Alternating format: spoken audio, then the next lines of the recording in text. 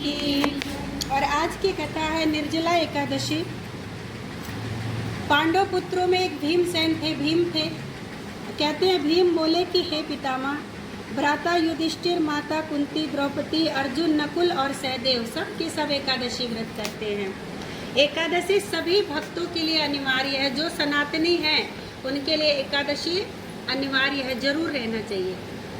और कहते हैं तो भीम जो है ना थोड़ा भूखा नहीं रह सकते थे, ऐसे थे, उनके लिए भोजन अति आवश्यक था।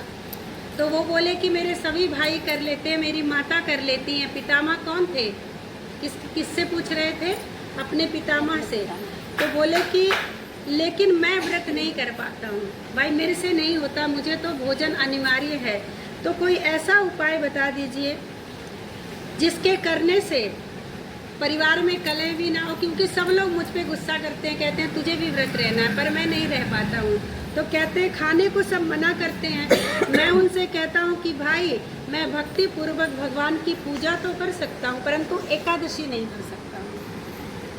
कहते हैं इस पर व्यास जी भगवान क्या कहते हैं? कहते हैं कि भीमसेन, यदि तुम नरक को बुरा और स्वर्ग को अच्छा समझते हो तो हर महीने की एकादशी, दोनों पक्ष की एकादशी अवश्य रहा करो। व्यास जी महाराज कहते हैं दोनों पक्ष की एकादशी को अवश्य रहो और अन्न ना खाया करो। रहने का अर्थ है एकादशी कई तरह से रही जाती है, निर्जला भी रही जाती है, जल पीकर भी रही जाती है, फल खाकर भी रही जाती है, पर नियम एक है, जैसे भी रहो पर अन्न ना खाओ। क्यों? जितना 15 दिन का पाप है ना, वो सब उसी अन्न में आके समाहित हो जाता है। तो इसीलिए दो पक्ष की एकादशी दोनों ही बहुत अनिवार्य है। और पितामह क्या कहते हैं? कहते हैं इसीलिए मेरी भी बात मानो, दोनों पक्ष की एकादशी रहा करो। लेकिन भीम कहते हैं कि पितामह मैं तो पहले ही बोल चुका हूँ कि मैं भूखा नहीं रह सकता हूँ। अच्छा, गुरु के पास सब चीज़ का निवारण होता है। तो पितामह क्या कहते हैं?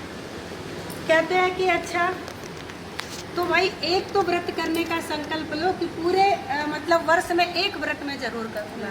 बोले हाँ ये मैं कर सकता हूँ, साल भर खाऊं, एक दिन का भोजन चलेगा, वो सॉरी एक दिन का व्रत चलेगा। तो कहते हैं ठीक है, अगर तुम ऐसा भी कर लोगे तो भी तुम्हें स्वर्ग की प्राप्ति हो जाएगी। कैसे? व्यास जी महाराज कहते हैं कि हे पांडु पुत्र, बड़े बड़े ऋषि और महर्षियों ने बहुत से शास्त्र आदि बनाए हैं कि मनुष्य को दोनों पक्ष की एकादशी का व्रत अवश्य रहना चाहिए और इससे मनुष्य को स्वर्ग की प्राप्ति होती है। व्यास जी के वचनों को सुन करके भीमसेन कहते हैं कि मैं नरक में जाने से बहुत डरता हूँ, मैं नरक में नहीं जाना चाहता हूँ। और कहते हैं कि और डर गए और कहते हैं भीम कैसे कांपने लगे। भीम बड़े बलशाली थे, जैसे लता पत्ते कांपते हैं वैसे भीम कांपने लगे कि मैं जब व्रत भी नहीं कर पाऊँगा तो फिर कैसे पूरा होगा।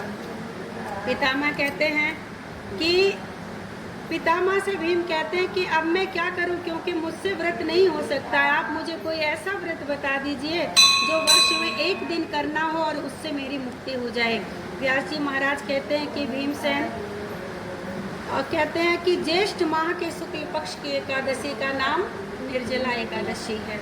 और कहते हैं इस दिन खाना तो बात ही छोड़ दो, जल भी नहीं पीना चाहिए, इसीलिए इसका नाम निर्जला है। बिना जल के भगवान के प्रति भक्ति समर्पित करना। और कहते हैं इस एकादशी के व्रत से स्नान और आचमन में जल वर्जित नहीं है। आचमनी में जल लिया जा सकता है, स्नान किया जा सकता है जल से, बाकी जल का प्रयोग मतलब शरीर के भीतर कहीं नहीं किया जा सकता। और कहते हैं इसके बाद आचमन में 7 मासे और जल मध्य के 7 बार जैसे आचमनी में जल लिया जा सकता है। और कहते हैं इस दिन भोजन करने से व्रत नष्ट हो जाता है। सूर्य उदय से लेकर सूर्यास्त तक यदि मनुष्य व्रत कर ले, जलपान ना करे तो 12 एकादशी का फल मिल जाता है। ध्यान से सुन लीजिए, जो लोग 24 घंटे की एकादशी नहीं कर सकते हैं तो आज सूर्य उदय से और फिर सूर्यास्त जब शाम का हो जाए तब तक भी यदि आप लोग व्रत कर लेते हो तो 12 एकादशी कहीं नहीं गई। अब आप कहोगे जी हम तो दोनों पक्ष की एकादशी करते हैं, पर कोई ना कोई त्रुटि रह जाती है हम में आप में। कई बार पारण हमने समय से नहीं किया, कई बार कथा में हम थोड़ा सा देर सवेर हो गया उठने में, तो उन सारी त्रुटियों को ये एकादशी पूरा कर देती है। और जो लोग तो बेचारे रहते ही नहीं हैं, उनके लिए बड़ा सुनहरा डायमंड अवसर है ये कि भाई एक दिन व्रत रह के 12 एकादशी का फल उनको। अच्छा, अब 24 किसको मिलता है? बोलते हैं सूर्य उदय से लेकर अगले सूर्य उदय का इंतजार करिए।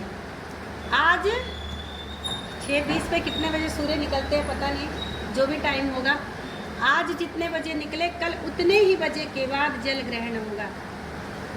ये है 24 एकादशी का व्रत। और कहते हैं स्नान करने के बाद ब्राह्मणों को यथा योग्य दान देना चाहिए और भूखे ब्राह्मण को आज के दिन फल वगैरह का जैसे भोजन करवाना चाहिए।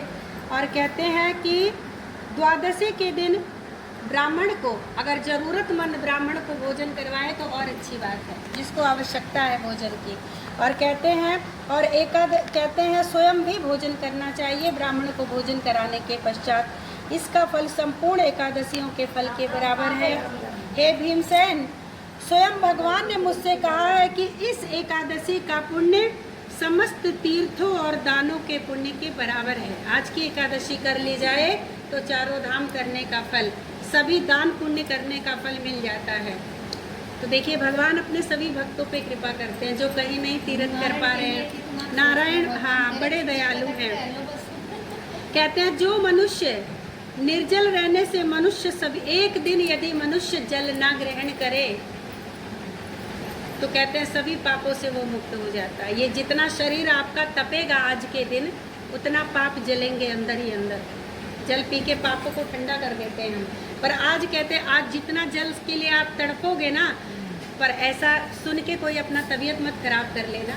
रोगी के लिए वही छूट है, रोगी बाल वृद्ध, आप लोगों को ऐसे भगवान आप लोगों पे रहम करेंगे। और कहते हैं कि एकादशी का व्रत करने से जो मनुष्य निर्जला एकादशी का व्रत करते हैं मृत्यु के बाद भगवान स्वयं कहते हैं वो चाहे कितना भी बड़ा पापी हो यमदूत उसके निकट नहीं आ सकते हैं। ये भगवान कहते हैं जो लोग आज का व्रत करते हैं। और कहते हैं और पुष्पक विमान पर बैठा कर भगवान अपने निज धाम में बुलाते हैं। तो ऐसी यात्रा तो भाई चाहिए ना हम लोगों को कि आए पुष्पक विमान हमें लेके चले। और उसके बाद कहते हैं तो मिले कम से कम। अतः संसार में सबसे श्रेष्ठ निर्जला एकादशी है, सबसे श्रेष्ठ। क्यों? क्योंकि इसमें बड़ा स्वर्णिम अवसर मिल रहा है हम लोगों को, जो शायद उसमें भी नहीं मिलता है। किसमें? देव उठने में, उसमें भी तो छूट है, सब कुछ खाओ पियो, लेकिन ये थोड़ा कठिन तो है, पर यह है कि अवसर ज़्यादा, उसमें 24 एकादशी का फल नहीं मिलता है, पर इसमें मिल रहा है।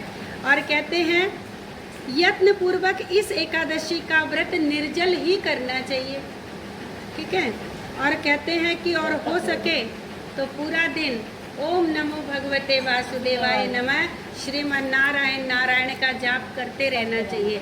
व्रत करते हुए किसी इधर उधर की बातों पे ध्यान ना दें, किसी की बात सुने भी ना, मैं तो कहती हूँ मिले भी ना, ज़्यादा मिलेंगे तो बातें होगी। एकांत धारण कर लें आज के दिन। और उसके बाद कहते हैं ये गुप्त रहस्य भीम को पहले पता चला था, इससे पहले किसी को नहीं मालूम था।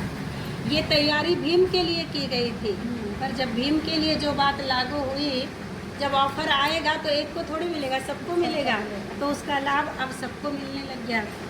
भीम ने ये व्रत किया, इसीलिए इसको भीमसेनी एकादशी भी बोला जाता है। और